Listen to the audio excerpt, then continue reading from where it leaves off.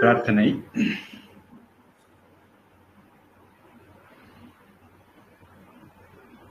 ஓம் கஜானனம்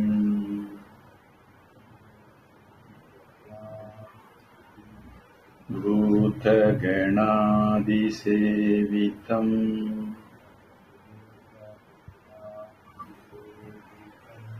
கபித்தஜம்பூ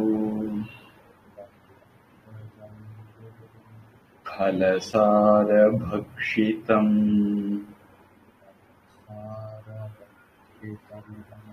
உமாசுதம் சோகவிநாசகாரணம்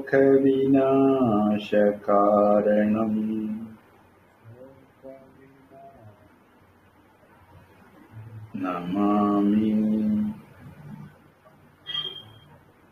விக்னேஸ்வர பாதபங்கஜம்.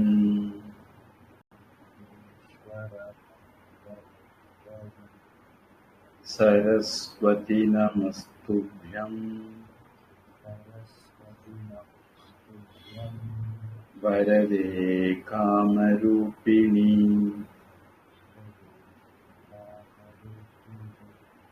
வித்யாரம்பம் கரிஷ்யாமி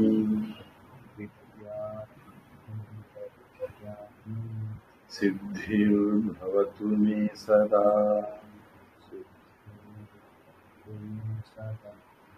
குருர் பிரம்மா குருர் விஷ்ணு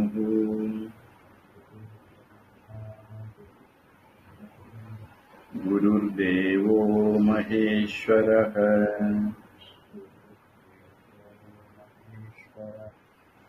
குருः சாக்ஷாத் பரம் பிரம்ம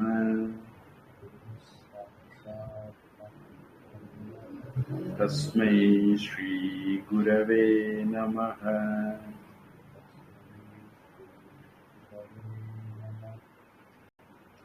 ஓம் நமः சுக்ர ப்ரஹஸ்பதிभ्याम्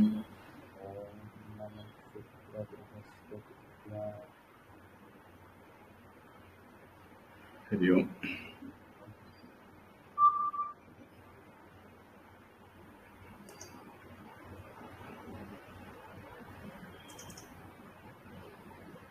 போன வகுப்புல ரத்தினங்கள், மாலைகள், அது சம்பந்தமா பார்த்தோம். அது ஒரு ஜம்மாலஜி மாதிரியான வகுப்பு. இரண்டாவது பிரிவு 11வது அத்தியாயம் 21வது ஸ்லோகம் பார்க்கணும்.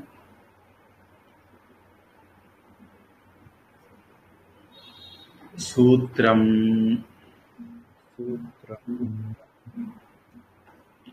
ஏகாவலி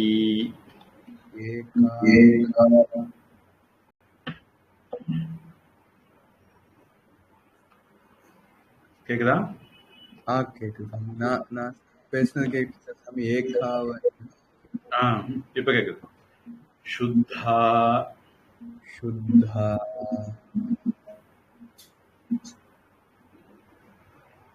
ஆவலி அப்படின்னா வரிசை அப்படிங்கிற ஒரு அர்த்தம் உண்டு. தீப ஆவலி, தீபங்களுடைய வரிசை.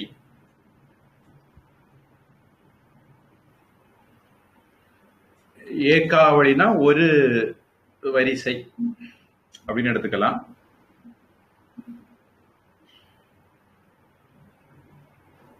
ஒரு வரிசை நூல் நூலுன்னா தங்க நூலாவும் இருக்கலாம். இருந்ததுன்னா அதுக்கு சுத்தா அப்படின்னு பேரு. ஆங்கிலம் an only string of pearls is called pure ekavali. அவங்க என்ன பண்ணிருக்காங்க அப்படின்னா,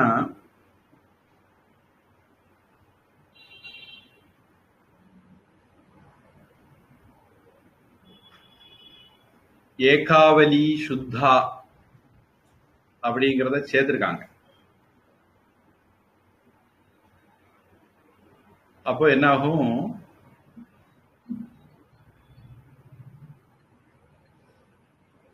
தூய்மையான ஒரு இழை, சூத்திரம்ங்கிறத இழைன்னு எடுத்துக்கிட்டா ஒரு இழை, ஒரு வரிசை இழை, அந்த மாதிரி அர்த்தம் வரும். இங்கிலீஷ்ல எடுத்திருக்கிற விதம் வந்து சுத்தா ஏகாவலி அப்படிங்கிறது பேரு. அந்த பேர் எதுக்குன்னா, எதுல வந்து ஒரு லைன் மட்டுமோ, ஒரு இழை மட்டுமோ, ஒரு வரிசை மட்டுமோ, ஒரு நூல் மட்டுமோ அப்படி இருந்தால் அதுக்கு சுத்தா ஏகாவலி அப்படிங்கிற மாதிரி எடுத்து அர்த்தம் பண்ணியிருக்காங்க. சாயேவ சாயேவ மணிமத்யா மணிமத்யா யஷ்டிஹி. யஷ்டிஹி. ஏற்கனவே நமக்கு எஷ்டின்னா நெக்லஸ்ங்கிறது மாதிரி ஒரு டிரான்ஸ்லேஷன் இதுக்கு முன்னாடியே பயன்படுத்தி இருந்தாங்க. இப்போ இப்படி ஒற்றை வரிசையுள்ள முத்துக்கள் கோர்க்கப்பட்டதுல நடுவுல ஒரு மணி இருந்தால், பொதுவா ருத்ராட்சம் எல்லாம் கோர்க்கும் போது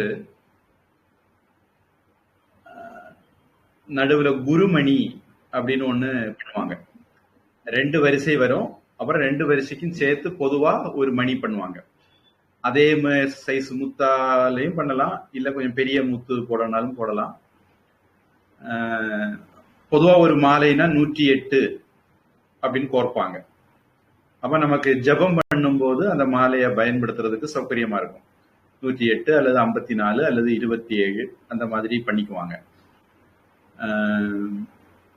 ஒரு நியாயமான கையடக்கமான சைஸ் வாரதுக்கு ஏற்ற மாதிரி முத்துக்கள் எண்ணிக்கை பண்ணுவாங்க. வெறுமனே ஒரு நூல்ல கோர்த்தா 108 கோர்க்கலாம். நீங்க அதுவே தங்கம், வெள்ளி, தாமிரம் அல்லது காப்பர் அதால கட்டுறீங்க அப்படின்னா நீளம் அதிகமாகும். அப்ப 108ங்கிறது ரொம்ப நீளமாயிடும். இப்ப சாதாரணமா 108ன்னா ஒரு ஜான், 1.5 ஜான் நீளம் வரும். அதே நீங்க தங்கம், வெள்ளி, காப்பர் அந்த மாதிரி கட்டுனீங்கன்னா நீளம் அதிகமாயிரும். பொதுவா நம்ம உட்கார்ந்து ஜெபிப்போம். உட்கார்ந்து ஜெபிக்கும் போது ஒரு நெஞ்சு உயரத்துல மாலையை வச்சுக்கிட்டு ஜெபிப்போம். அது தொப்புளுக்கு கீழே போகாத மாதிரி இருந்தால் ஒரு உத்தமமான நீளமா அல்லது அளவா இருக்கும்.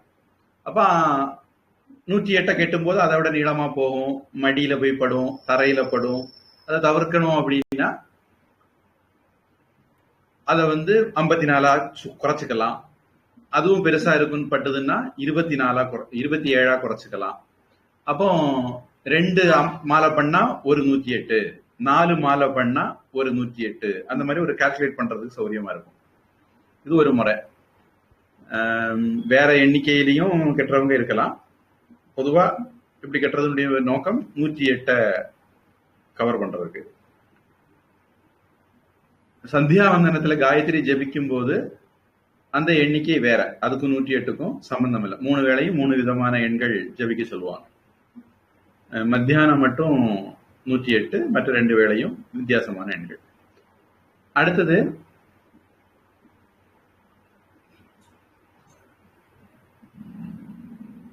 பொதுவா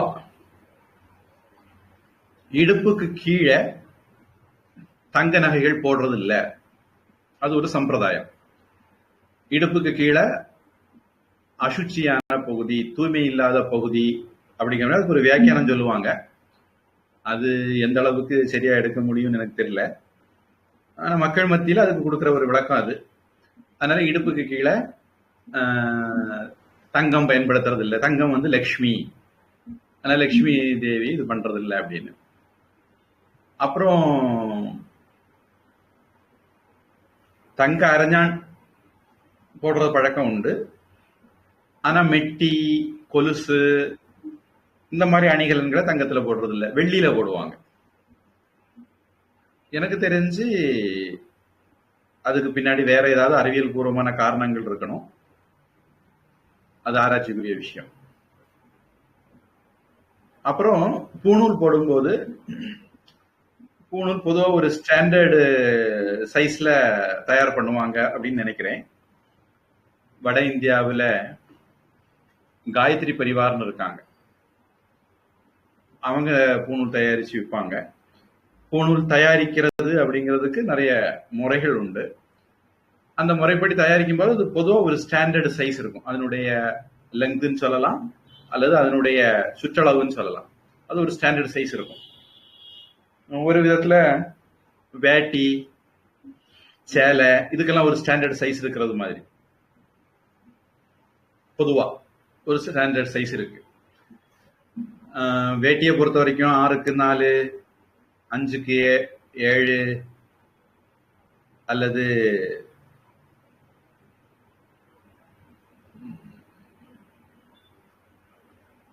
7க்கு 5 அல்லது 8க்கு 6 இந்த மாதிரி மெலிஞ்ச தேகம் உள்ளவங்களுக்கு 6க்கு 4 சரியா இருக்குமா இருக்கும். கொஞ்சம் குண்டா இருக்கிறவங்களுக்கு 9க்கு அல்லது 10க்கு அந்த மாதிரி தேவைப்படும். இருந்தாலும் அதுல ஒரு ஸ்டாண்டர்ட் மெயின்டைன் பண்ணுவாங்க. கிட்டத்தட்ட சேலையில வேட்டியில எல்லாம் ஒரு ஸ்டாண்டர்ட் மெயின்டைன் பண்றது மாதிரி பூணூல்லையும் ஒரு ஸ்டாண்டர்ட் உண்டு. அப்போ சின்ன குழந்தைகளுக்குன்னு தனி பூணூல் பொதுவா தயாரிக்க மாட்டாங்க. அப்ப என்ன பண்ணுவாங்க அப்படின்னா, அந்த பூணூல் இடுப்புக்கு கீழே போகக்கூடாது அப்படிங்கிறதுக்காக வேண்டி அதுக்கு ஒரு டெக்னிக் இருக்கு. அந்த மாதிரி அதை முறுக்கி கெட்டி அந்த லெங்க்தை கம்மி பண்ணிடுவாங்க.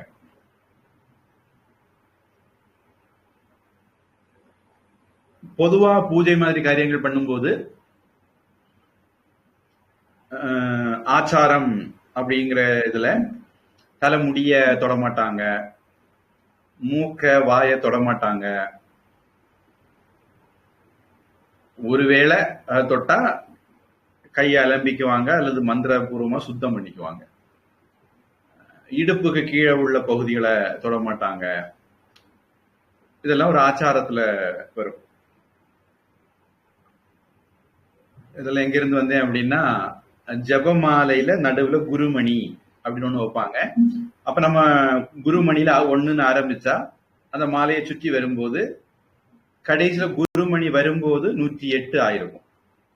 அப்ப நம்ம ரிவர்ஸ்ல வருவோம். ரிவர்ஸ்ல வந்து குருமணி வரைக்கும் வந்தோம்னா, முதல்ல குருமணிக்கு முன்னாடி நிறுத்திட்டு திருப்பி குருமணி வரைக்கும் வரும்போது மறுபடி 108 ஆகும். இப்போ ஒரு மாலைய ஒரு பக்கமா 108, மறுபக்கமா 108, இப்படி மாற்றி மாற்றி ஜெயிப்பாங்க. இப்படி நம்ம அந்த மாலைக்கு நாயகமா நடுவுல இந்த குருமணிங்கிறத வச்சுக்குவாங்க. இந்த மணிங்கிறது நவரத்னமா தான் இருக்கணும்னு இல்லை. அங்க வந்து ருத்ராட்ச மாலையில ஒரு ருத்ராட்சமே இருக்கும், சந்தன மாலையில சந்தனமே இருக்கும், தாமரை மாலையில தாமரையே இருக்கும், துளசி மாலையில துளசியே இருக்கலாம், அல்லது வேற ஏதாவது வைக்கணும்னா கூட வைக்கலாம். அது ஒரு ஐடென்டிபிகேஷன் மார்க் மாதிரி ஒரு ரவுண்டு பண்ணிட்டோம் அப்படிங்கிறதுக்கு. அது மாதிரி மேல சொன்ன அந்த சுத்தா ஏகாவலியிலேயே நடுவுல மணி இருந்தால் அதுக்கு எஷ்டி அப்படின்னு பேரு அப்படின்னு சொல்றாரு.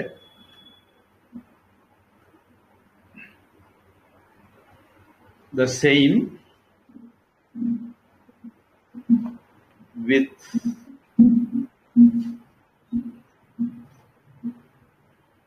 a gem in the center is called yashti.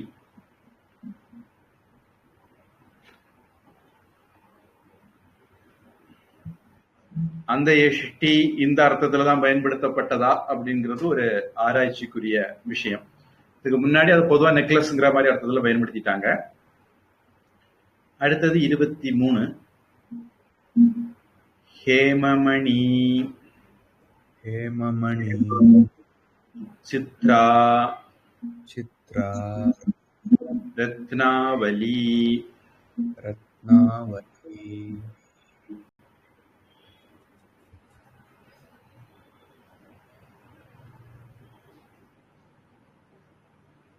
ரத்ன ஆவளி ரத்னாவளி ரத்னங்களுடைய வரிசை அப்படின்னு அர்த்தம் தருது. ஹேம ஹேம அப்படிங்கிறது மஞ்சள், தங்கம், பொன்னு, எலுமிச்சம்பழம், இந்த மாதிரி நம்ம நிறைய வார்த்தை பயன்படுத்துறோம். இந்த மாதிரி அர்த்தம், நிறத்தை, நிறத்தை குறிக்கக்கூடிய ஒரு வார்த்தை. அதனால சில தங்கத்தையும் குறிக்கும். அப்ப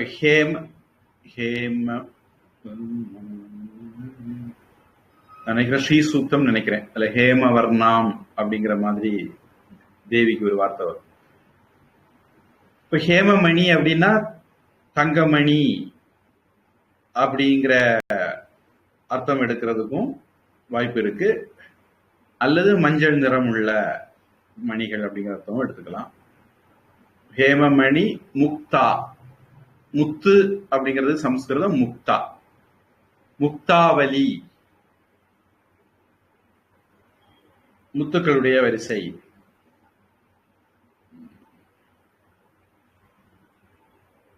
முக்தா ஸ்ரீனிவாசன் ஒரு பட தயாரிப்பாளர் அல்லது எழுத்தாளர் இருந்தார்.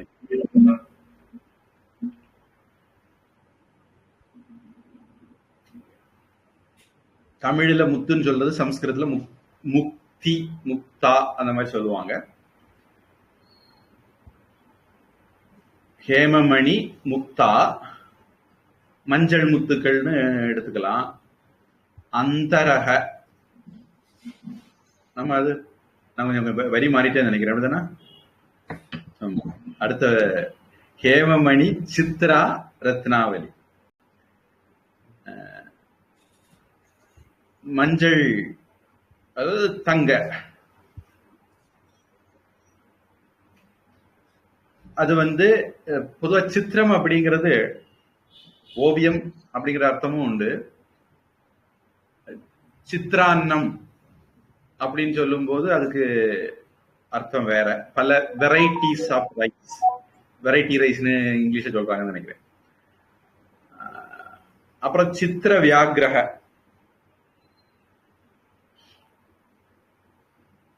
புலி மாதிரி ஒரு இனம் சிறுத்தை. அந்த சிறுத்தை வெள்ளை கருப்பு புள்ளிகள் உள்ளது மாதிரி இருக்கும். அந்த புள்ளி உள்ள அந்த மிருகத்துக்கு, சிறுத்தைக்கு சித்திர வியாகிரக அப்படிங்கிற மாதிரி பேர். இந்த மாதிரியான ஒரு டிசைனுக்கு சித்திர அப்படிங்கிற வார்த்தை சம்ஸ்கிருதத்துல பயன்படுத்தப்படுது. இதுல நாம முத்தும் தங்கமும் மாறி மாறி பயன்படுத்துறாங்க அப்படின்னு வேணா எடுத்துக்கலாம். ரத்னாவலி, அப்படி இருக்கிற மாலைக்கு பேரு ரத்னாவலி அப்படின்னு பேரு.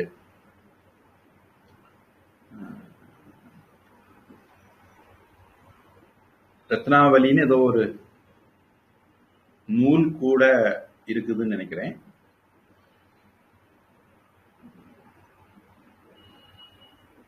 குப்தர்கள் ஆட்சி காலத்துல, இந்தியாவின் பொற்காலம் அப்படின்னு நினைக்கக்கூடிய குப்தர்கள் ஆட்சி காலத்துல வந்த ஒரு நூலுக்கு ரத்னாவலின்னு பேர் இருக்கலாம் அப்படின்னு நினைக்கிறேன். சரி, ஆங்கிலம். The same variegated with gold globules is termed Ratnavali.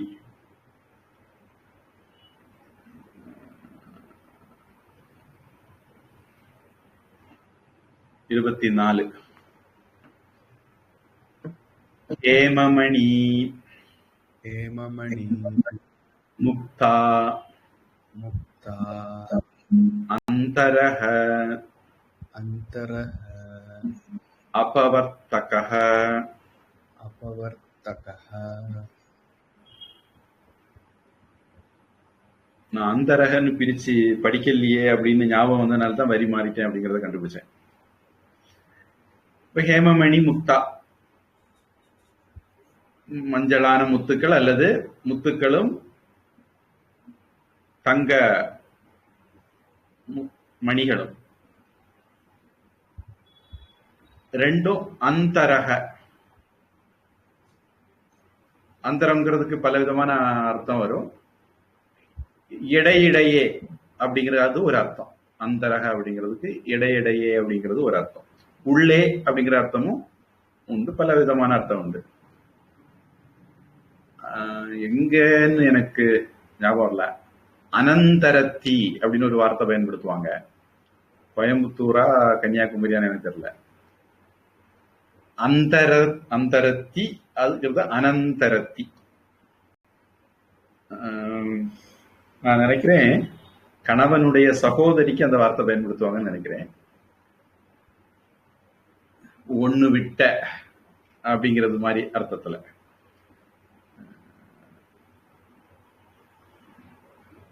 ஆனா அந்தரத்தினா ஒண்ணு விட்டன்னு வரும், அனந்தரத்தினா ஒண்ணு விடாத நெருக்கமான, அந்த மாதிரி ஆப்போசிட் அர்த்தம் தரும்.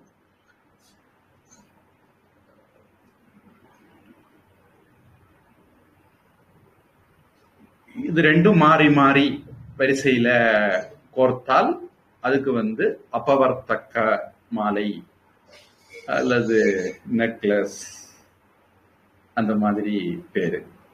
இது முழுக்க முழுக்க எல்லாமே டிசைன் சம்பந்தப்பட்ட விஷயங்கள். அடுத்தது 25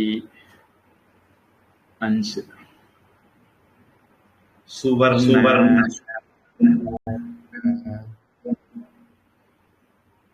சூத்ர சூத்ர அந்தரம் அந்தரம் சோபானகம் சோபானகம்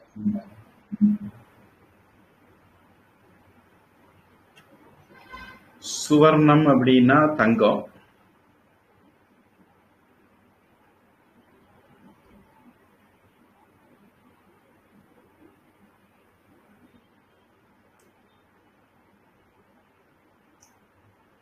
சுவர்ணம் அழகிய வர்ணம் அப்படிங்கிற மாதிரியான அர்த்தம்.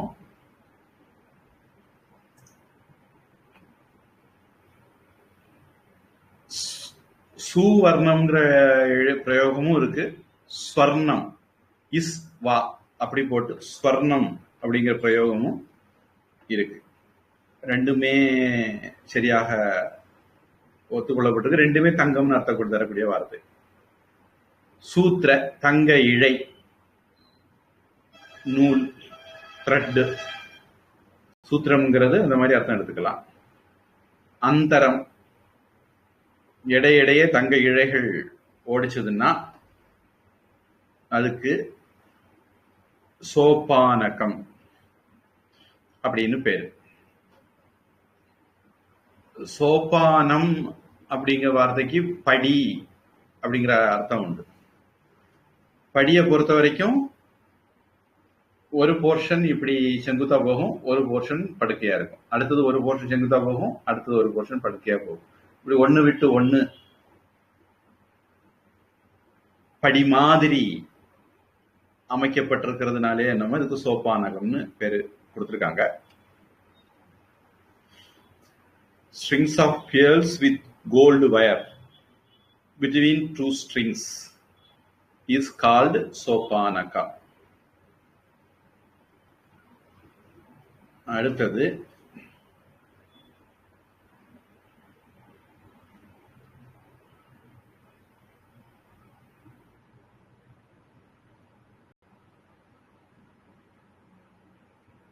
மணிமத்தியம்.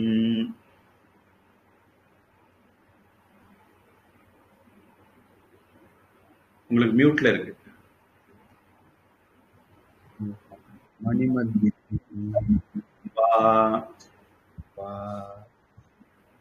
மணி சோபானகம். மணி சோபானகம். நடுவுல மணிகள் இருந்ததுன்னா அது மணி சோபானகம் அப்படின்னு சொல்லலாம். நான் அதுக்கு இடையில ஒரு வாயை போட்டாங்க. வா அப்படின்னா அப்படியும் சொல்லலாம், வேற விதமாகவும் சொல்லலாம்ங்கிற அர்த்தம் நிக்குது. அப்போ ஒரு கேள்வி வருது,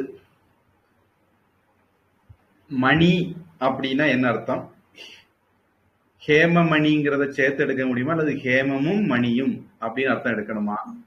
ரெண்டாவது விதம் தான் பெட்டரா இருக்கும்னு நான் நினைக்கிறேன்.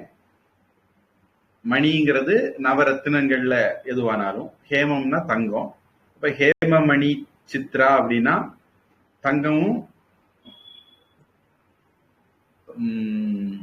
ரத்தினமும் மாறி மாறி. ஹேமமணி முக்தான்னா தங்கம், ரத்தினம், முத்து அப்படின்னு அர்த்தம் எடுத்துக்கிட்டா பெட்டரா இருக்குங்கிறது என்னுடைய புரிதல்.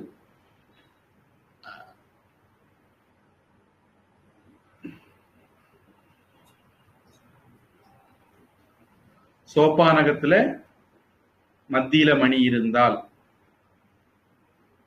அல்லது மணிகள் இருந்தால் அது மணி சோப்பானகம் அப்படின்னு சொல்லப்படும்.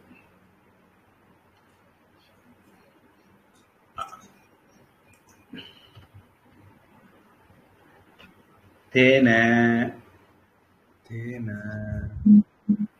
ஷிரோ ஷிரஹ சிரஹ ஹஸ்த ஹஸ்த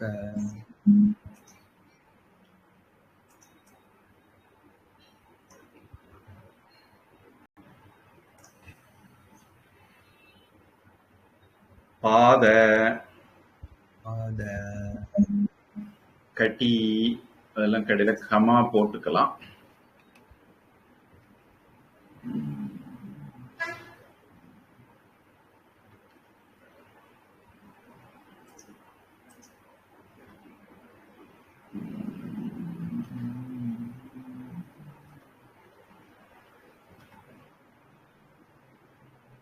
கலாப கலாப ஜாலக ஜாலக விகல்பா. விகல்பா இந்த இடத்துல விகல்பாஹா இருக்க வாய்ப்பு இருக்கு. விகல்பாஹா விகல்பாஹ வியாக்கியாதா வியாக்கியாதா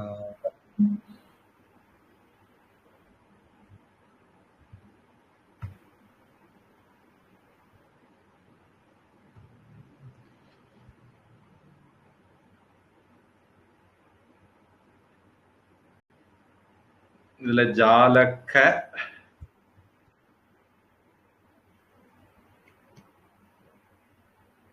விகல்பம், வித்தியாசங்கள், வேறுபாடுகள், வெரைட்டி, விதங்கள், அதான் விகல்பம். என்னெல்லாம்? சிரம், ஹஸ்தம், பாதம், கட்டி, கலாபம், ஜாலகம். இப்படி நாம் மேல சொன்ன இதுல இத்தனை வெரைட்டி சொல்லி முடிச்சிட்டேன். தலைக்குள்ளது சொல்லிட்டேன் சிரக, கைக்குள்ளது சொல்லிட்டேன் ஹஸ்தக, காலுக்குள்ளது சொல்லிட்டேன் பாதா, இடுப்புக்குள்ளது சொல்லிட்டேன் கட்டி,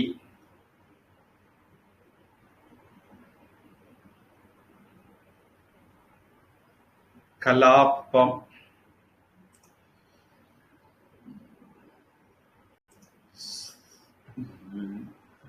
மயில் தோகை விரிக்கிறதுக்கு கலாப்பம்னு பேரு. சித்திர கல்லாப்ப மயிலே அப்படின்னு ஒரு திருப்புகழ் பாடல் உண்டு.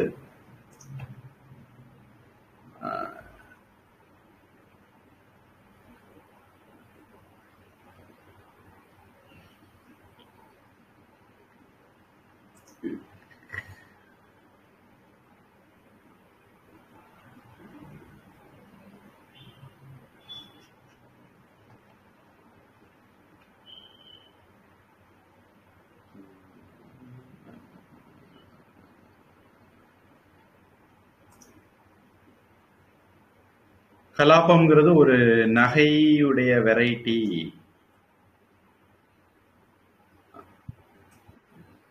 இருக்கலாம். இடுப்புல அணியப்படுகிற மணிகள்,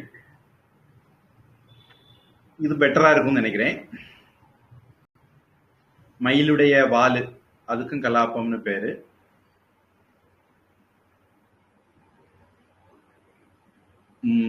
சந்திரன், புத்திசாலி மனிதன்,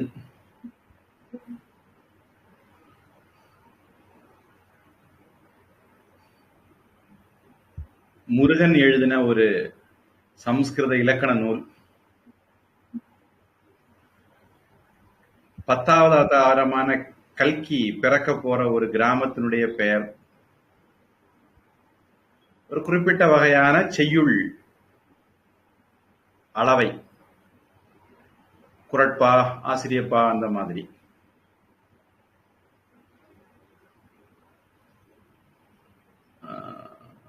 இதுல நான் இடுப்பை சுற்றி அணியக்கூடிய மணி அந்த அர்த்தம் எடுத்துக்கிறேன். அது எனக்கு பெட்டரா படுது.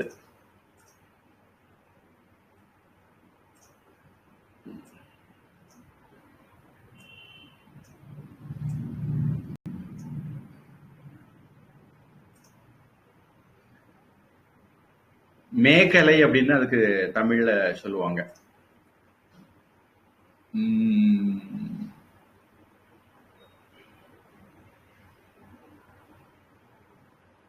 கொஞ்சம் நெற்றி சுட்டி மாதிரி பெருசா இடுப்புல அணிகிறது, அதனுடைய ஒரு மேக்ரோ கோசம் மைக்ரோ கோசம் மாதிரி சொல்லலாம்.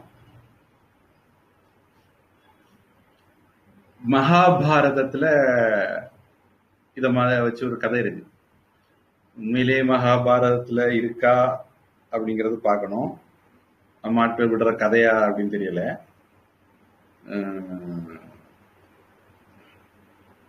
வாய்ப்பு அதிகம் நம்ம ஆட்கள் விடக்கூடிய கதையா இருக்கிறதுக்கு.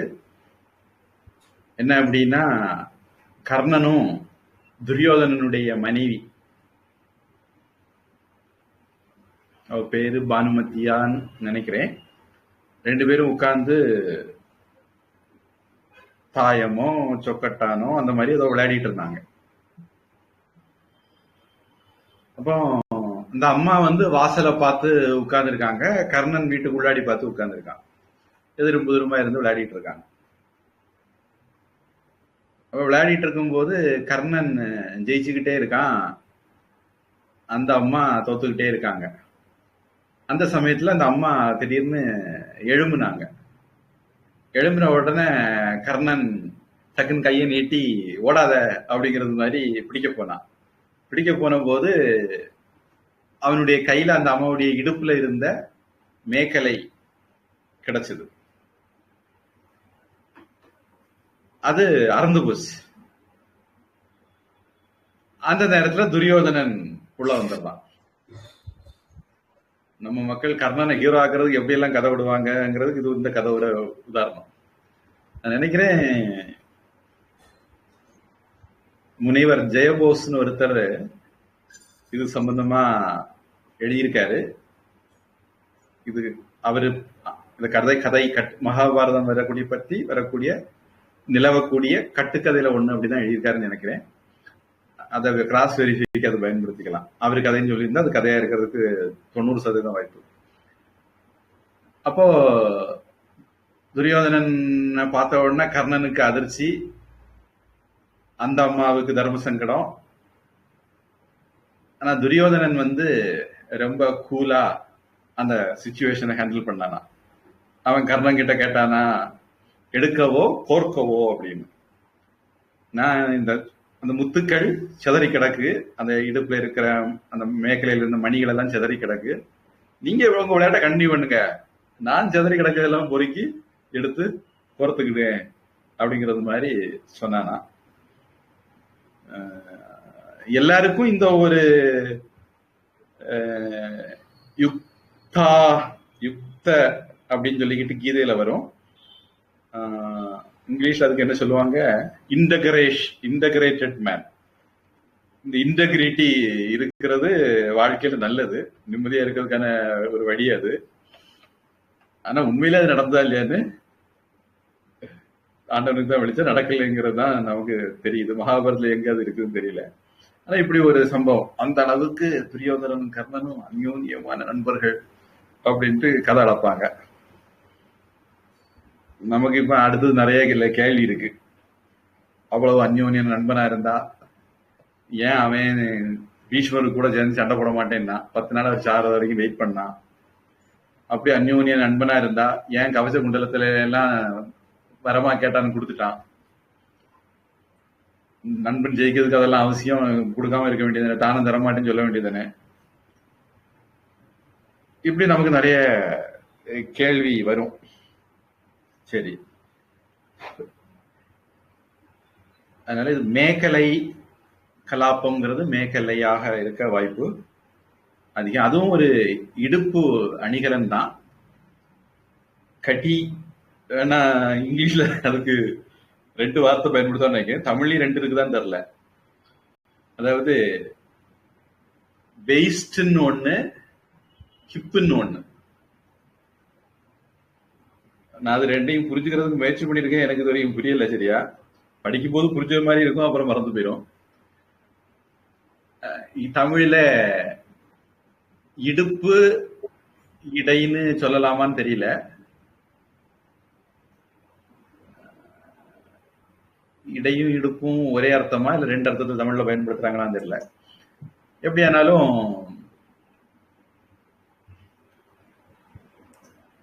வெயிஸ்டுக்கும் ஹிப்புக்கும் என்ன வித்தியாசமோ அது மாதிரி ஒரு வித்தியாசத்தை கட்டிக்கும் கலாப்பத்துக்கும் நம்ம புரிஞ்சுக்கிட வேண்டியதான். அடுத்தது ஜாலக. பொதுவா ஜாலம்னா வலை அந்த மாதிரி அர்த்தம். ஜாலக, இந்த கா சில சமயங்களுக்கு கொஞ்சம் ஸ்பெஷல் அர்த்தம் தரும். மாணவன், மாணவக அப்படின்னு சொன்னா மாணவன். மாணவக்கக அப்படின்னா சின்ன மாணவன் அர்த்தம் தரலாம், கொஞ்சம் சின்ன புத்தி உள்ள மாணவன் அப்படிங்கிற மாதிரி அர்த்தம் தரலாம். குத்சிதார்த்தே கப், கொஞ்சம் தரக்குறைவு, மட்டம், மதிப்பு குறைவு, அந்த அர்த்தத்திலையும் கா பயன்படுத்தப்படலாம்.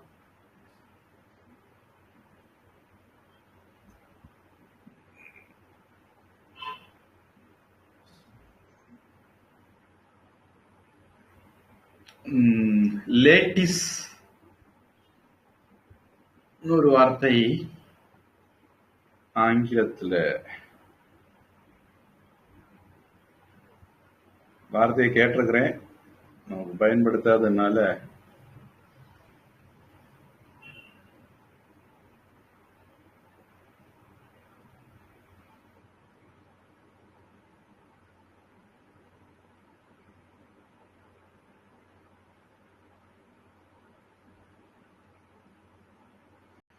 பின்னல் தட்டி அப்படின்னு போட்டிருக்காங்க.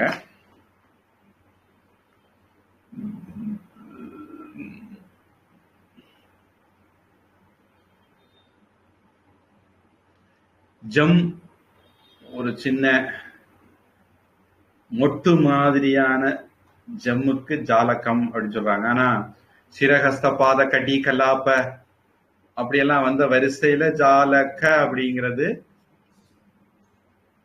அந்த அர்த்தம் எடுக்க முடியாது.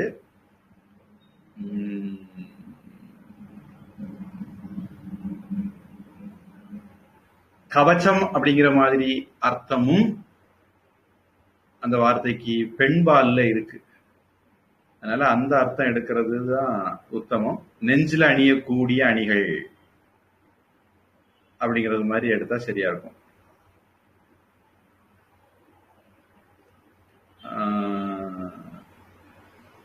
டிக்ஷனரி இப்படியும் ஒரு அர்த்தம் தருது, அது இன்னும் எடுத்துக்கலாம். முடியில அணியக்கூடிய அணிகள், திலக்க ஜாலக்க ஜாலக்க மௌக்தி கைஹி அப்படின்னு ரகு வம்சத்துல ஒரு வார்த்தை வருது அப்படிங்கிறாங்க. நான் நினைக்கிறேன் இந்த காலத்துல கல்யாணத்துல, பழைய காலத்துல இருந்தா இல்லைன்னு தெரியாது, தலையில அங்கங்க நட்சத்திரம் மாதிரி எல்லாம் மினுங்கக்கூடியத குத்தி வைக்கிறாங்கன்னு நினைக்கிறேன். கொஞ்சம் அந்த மாதிரி ஒரு ஆபரணம்னு எடுத்துக்க வேண்டியதான். இப்போ இப்போதைக்கு தலையில அணியக்கூடிய ஆபரணங்கள், கையில் அணியக்கூடியது, காலில் அணியக்கூடியது, இடுப்புல அணியக்கூடியது, இடையில் அணியக்கூடியதுன்னு வச்சுக்குவோம். அடுத்தது மேக்கலை மாதிரிப்பட்டது.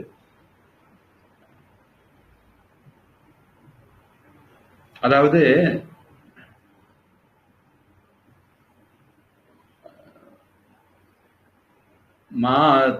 தொப்புள் இருக்கிற இடம், அந்த இதுக்கு ஒரு பேருன்னு நினைக்கிறேன். இடுப்பு எலும்பு இருக்கிற ஏரியா, அதுக்கு ஒரு பேருன்னு நினைக்கிறேன். பொதுவா மேக்கலைங்கிறது இடுப்பு எலும்புல அணியக்கூடியது, தொப்புள சுற்றி அணியக்கூடியது ஒண்ணு. இதுல பார்ப்போம், சம்ஸ்கிருதத்துல கடினா ஒரு அர்த்தம் தான் கொடுக்குறாங்களா இல்ல பல அர்த்தம் கொடுக்காங்களா பார்ப்போம்.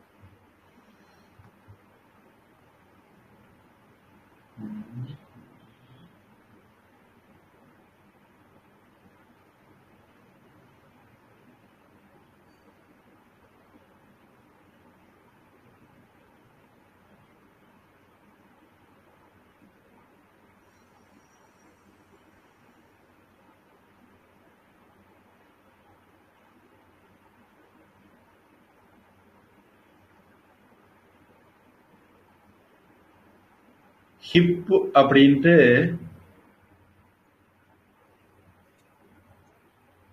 அர்த்தம் கொடுத்திருக்காங்க.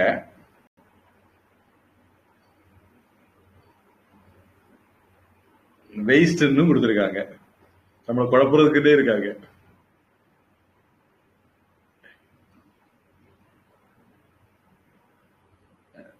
ஹிப் அப்படிங்கிற போது நிதம்பம், ஜகனம் அங்கிற மாதிரி சம்ஸ்கிருத வார்த்தைகளை பார்த்தா தொடை சேரக்கூடிய இடம், அந்த மாதிரி ஏரியாவுக்கு ஹிப்புங்கிற மாதிரி. வெயிஸ்ட்ங்கிறது தொப்புள், அந்த சர்க்கம்ஃபரன்ஸ் அப்படின்னு எடுத்துக்கணும். சரி, எப்படின்னா அந்த மாதிரி ரெண்டு வித்தியாசம் இருக்கு அப்படின்னு வச்சுக்குவோம். இப்ப கலாப மேகலை ஜாலக தலைக்கு அணியக்கூடிய அதாவது தலைக்குல தலை முடிக்கு அணியக்கூடிய ஆபரணங்கள். பொதுவாக பின்னல் போடுவாங்க, சூரியன் மாதிரி பின்னல்லே இந்த காலத்துல ரொம்ப நிறைய வெரைட்டி வந்தாச்சுன்னு நினைக்கிறேன்.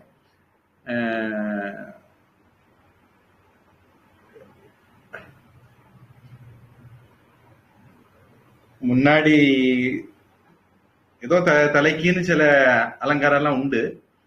கொண்டை போடுறாங்களா, பின்னல் போடுறாங்களா, அந்த மாதிரி இரட்டச்சடையா ஒத்தச்சடையா இந்த மாதிரி ஒரு லிமிடெட் எடிஷன் இருந்தது. இப்ப நவீன காலத்துல தலைமுடிய வெட்டுறது எப்படி, வகடு எடுக்கிறது எப்படி, அப்படி எக்ஸெட்ரா போட்டு என்ன சொல்லுவாங்க, பியூட்டிஷியன் அவங்க வந்த பிறகு தலைமுடிய வச்சு என்னென்னமோ வித்த காட்டுறாங்க. அந்த தலைமுடியை பின்றது அந்த இது வைத்து மட்டும் இல்ல, இது வந்து அதுல அணியக்கூடிய ஆபரணங்கள்.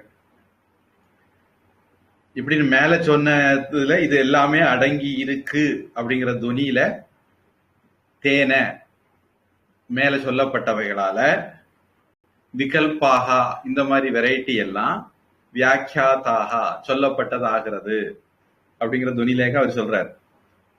அப்படி பார்த்தா மேல உள்ள ஓரொன்னும் ஒரு ஏரியாவுக்குன்னு சொன்னாரு அப்படின்னு நாம புரிஞ்சுக்கிறதுக்கு இடம் இருக்கு. ஆங்கிலம். The above will explain the formation of head strings, bracelets. பிரேஸ்லெட்ங்கிறது கைங்கிறது மாதிரி எடுத்திருக்காங்க.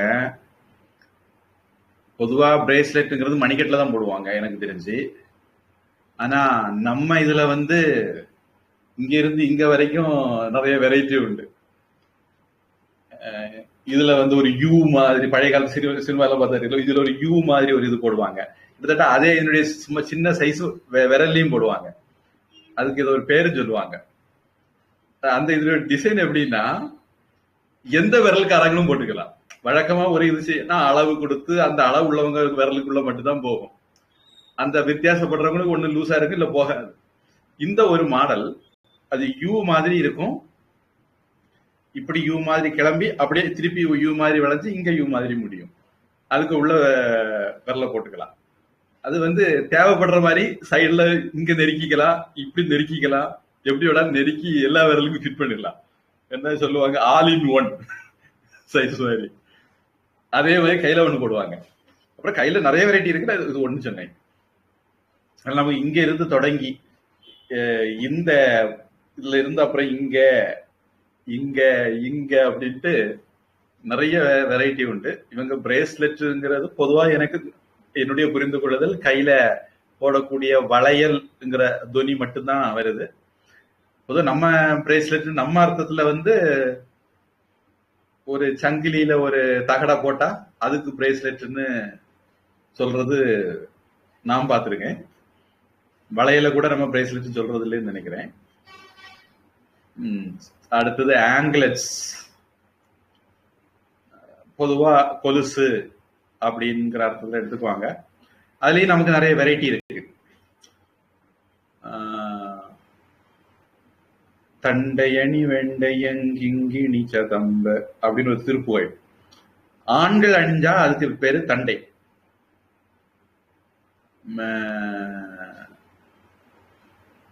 ஒரு தேவார பாடல்ல என்னமோ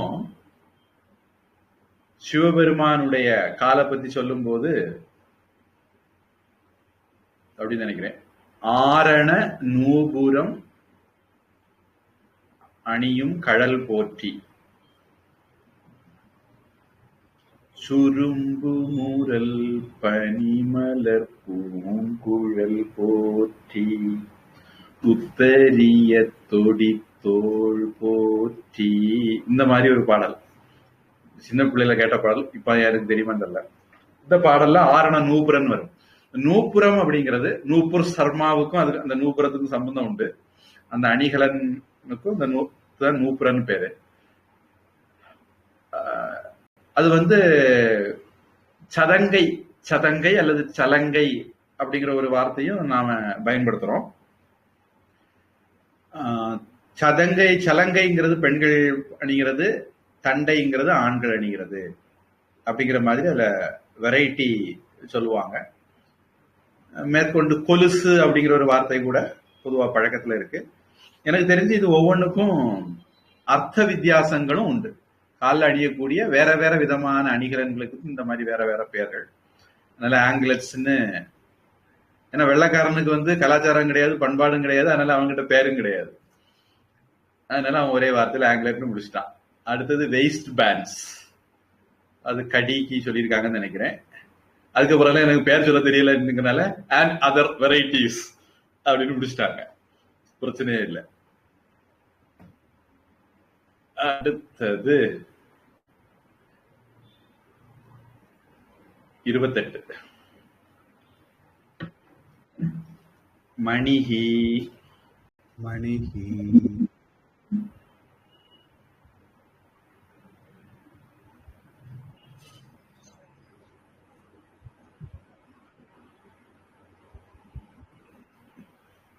அது என்னன்னு கண்டுபிடிக்கணும். சரி, கவுட்ட.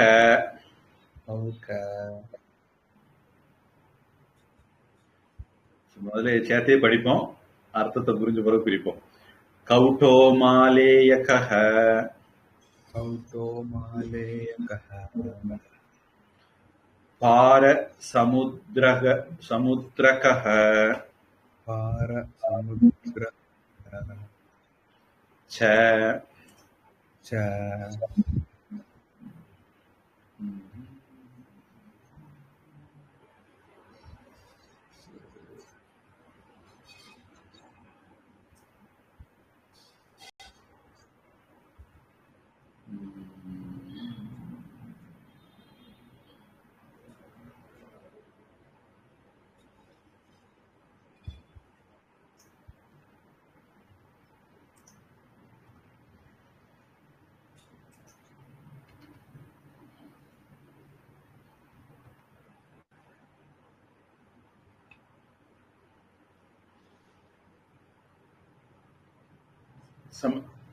ஆங்கிலத்துல பிரிச்சிருக்காங்க. கூட்ட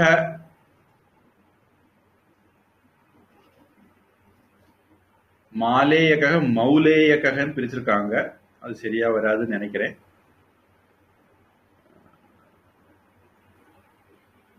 அடுத்தது பாரசமுத்திரக அப்படின்னு 3ஆ பிரிச்சிருக்காங்க.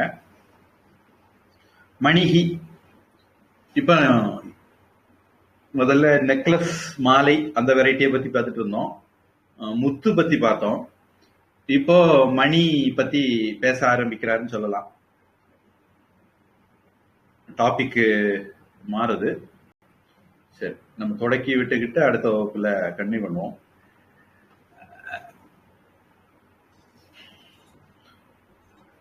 நவரத்னங்கள் சொல்லலாம். அவைகள்ல ஒரு 3 வெரைட்டி.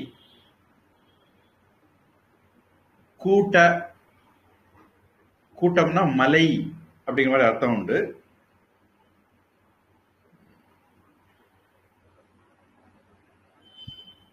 திரிகூட்டம் 3 சிகரங்கள் சேர்ந்த திரிகூடமலை. திரிகூட ராசப்ப கவிராயர், குற்றாலத்துக்கு திரிகூட்டம்னு ஒரு பேர் இருக்கு. இந்த இடத்துல கூட்டம் அப்படிங்கிறதுக்கு மலைன்னு எடுத்துக்குவோம். வேற அர்த்தங்களும் உண்டு. நான் ஏற்கனவே இதை பத்தி சொல்லியிருக்கிறேன். மலையில இருந்து கிடைக்கலாம், காட்டுல இருந்து கிடைக்கலாம், சமுத்திரத்துல இருந்து கிடைக்கலாம். அந்த மாதிரி ஒரு இது சொன்னேன். கிட்டத்தட்ட அந்த அர்த்தத்துலதான் இங்க வருது அப்படின்னு நினைக்கிறேன்.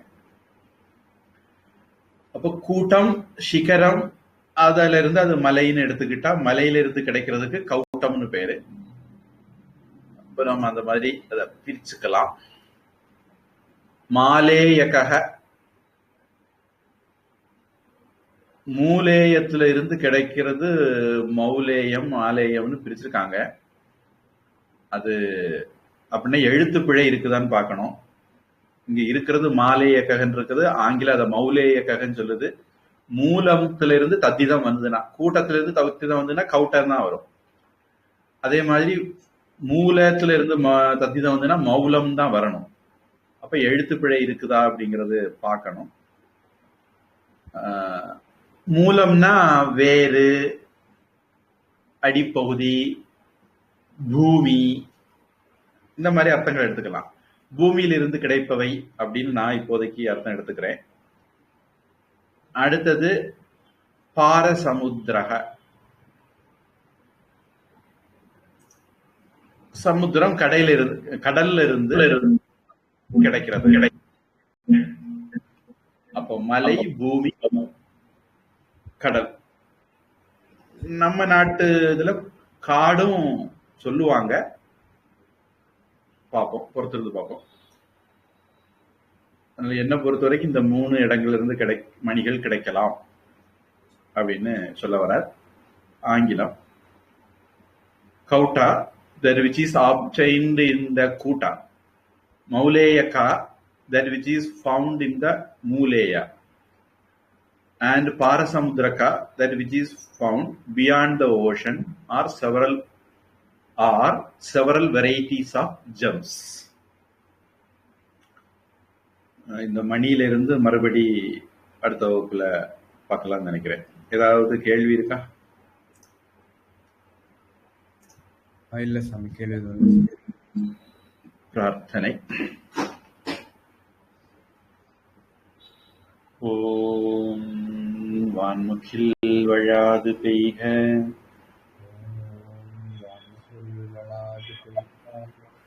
மலிவளஞ் சுரக்க,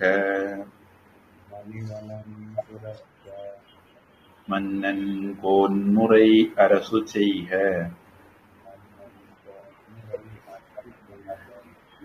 குறைவிலாது உயிர்கள் வாழ்க, நான்மறை அறங்கள் ஓங்க, நற்றவம் வேள்வி மல்க, மேன்மைக்குள் சைவ நீகி, விளங்குக உலகமெல்லாம்.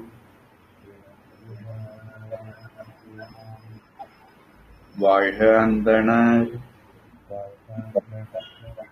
வானவரானினம். வீழ்க தன்புனல் வேந்தனும் ஓங்குக. ஆழ்க தீயதெல்லாம் அரண்நாமமே சூழ்க.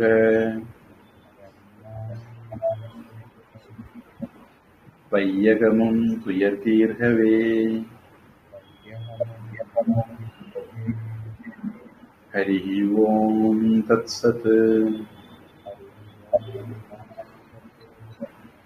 சர்வம் பிரம்மார்ப்பணமஸ்து.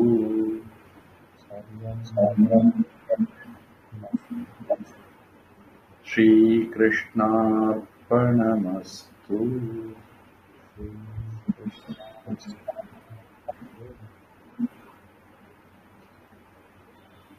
ஹரி ஓம்.